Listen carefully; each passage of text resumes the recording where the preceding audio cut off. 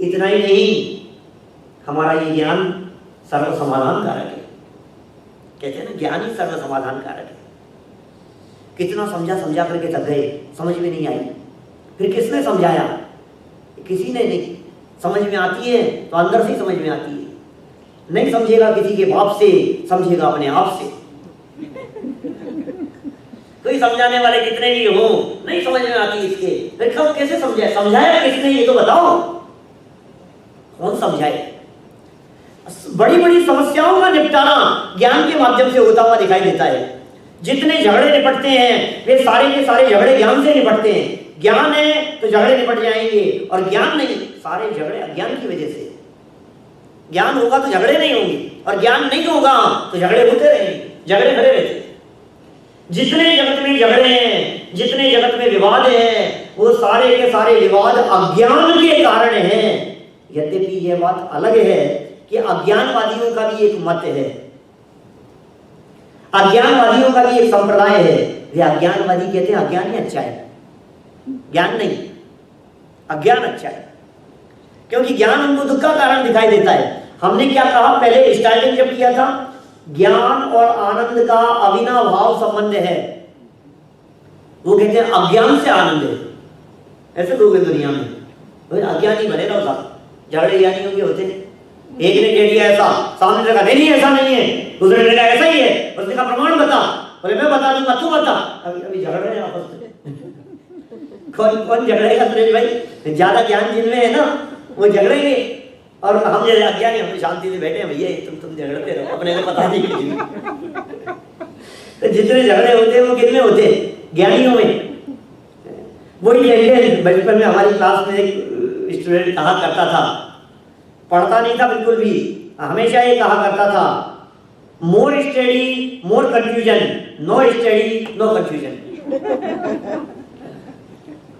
मैंने उसको ऐसा लगता है जितना पढ़ो ज्ञान ज्ञान में कंफ्यूजन है। अरे भाई साहब ऐसा नहीं है, ज्ञान समाधान कारक है, ज्ञान से समाधान है। आपने कितने किस्से सुने होंगे ज्ञानियों, बीरबल और अकबर के तो कितने किस्से सुने हैं आपने, अकबर बीरबल के। जहां जहां बीरबल ने समझदारी की बात की तो ये ज्ञान कहां से आया? ये अंदर से आया है ना। ज्ञान नहीं हो तो समाधान कौन करे? ज्ञान नहीं हो तो उलझन से कौन बचाए? ये ज्ञान ही है जो जगत की सारी उलझनों से बचा लेता है। जैसे बीरबल सम्राट अकबर के मंत्री थे, बहुत बुद्धिमान थे, उसी तरह से एक और बुद्धिमान मंत्री का नाम इतिहास में प्रसिद्ध है, जिनका नाम है तेनालीराम। सुना होगा तेनालीराम। तेनालीराम क्या है? आजकल इंडिया में तो सीरियल आ रहा है तेनालीराम। बहुत बुद्धिमान थे, बहुत होशियार थे, लेकिन यह बात भी उतनी ही सही है कि जो जितने देखो कमजोर हो ना तो एक समस्या, और होशियार हो तो भी समस्या कम नहीं है आज के जमाने में। कमजोर, अपने बच्चे यदि कमजोर है, पढ़ाई में वीक है, तब तो समस्या है ही, लेकिन एक्स्ट्रा ऑर्डिनरी इंटेलिजेंट है ना तो भी समस्याएं कम नहीं है, क्योंकि उनके दुश्मन, उनसे जलने वाले, उनसे चिढ़ने वाले, उनकी टांग खींचने वाले, उनसे शत्रुता पाल लेने वाले वो भी कम नहीं होते हैं, बहुत हो जाते हैं। तो तेनालीराम बहुत बुद्धिमान थे, राजा की समस्त समस्याओं का निपटारा कर दिया करते थे। अरे अनेक बार तो उन्होंने राजा की प्राण रक्षा की अपनी बुद्धिमत्ता से, लेकिन दूसरे मंत्री लोग सब जलते थे।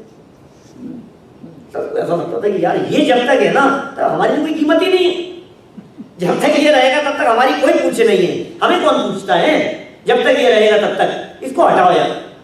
3 दिन के लिए भी वो छुट्टी पे चले जाते थे ना तेनालीराम, तो इनको बहुत खुशी होती थी, इनको परमानेंट हटाओ, कुछ ना कुछ ऐसा किया जाए, इसको फंसा दिया जाए। राजा का बहुत खास बना फिरता है ना ये, इसको कुछ ना कुछ षड्यंत्र लगा दिया जाए इसके ऊपर।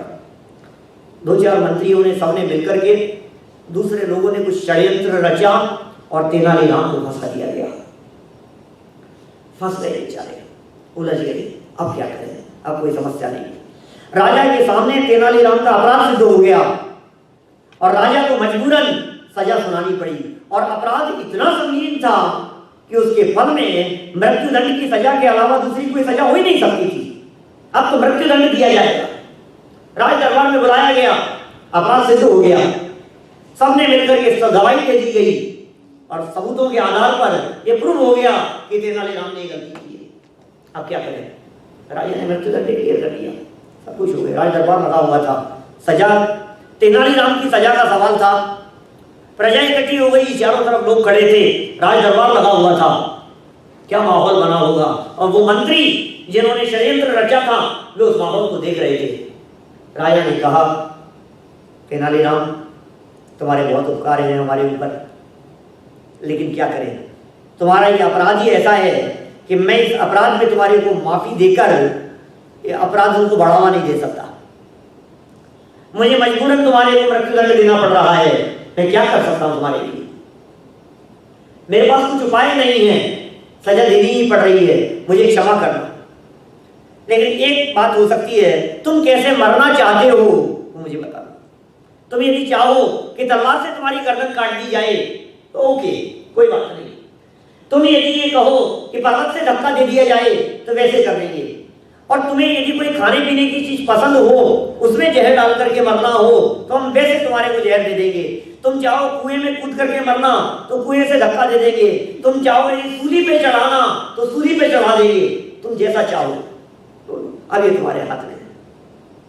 सब लोग देख रहे हैं, वो लोग तो और खुश हो गए। अब मजा आएगा तेनालीराम, कौन सी मौत चुनेगा? देखो क्या माहौल हो रहा था। तेनालीराम ने हाथ जोड़ करके कहा, महाराज एक बात जानना चाहता हूं, क्या आप मेरी इच्छा के अनुसार मृत्यु का वचन दे रहे हैं? अरे क्या बात कर रहे हो? कह रहा हूं, भरे दरबार में कह रहा हूं, तुम जैसी मौत मरना चाहो मैं आदेश दे रहा हूं, तुम्हारे लिए परमिशन है। तो पता है क्या जवाब दिया तेनालीराम ने हाथ जोड़कर? महाराज मैं बुढ़ापे की मौत मरना चाहता हूं। क्या हुआ भाई साहब? चारों तरफ से जिसकी मौत दिखाई दे रही थी, जिसके बारे में डिक्लेयर हो चुका था कि ये मरने वाला है, उन मंत्रियों ने अपना माथा पकड़ लिया कि अरे भाई साहब, इसके पास जो ज्ञान है, ये ज्ञान इसे कहीं से भी बचा करके ला सकता है। ऐसी सामर्थ्य ज्ञान आपके पास में भी ज्ञान है।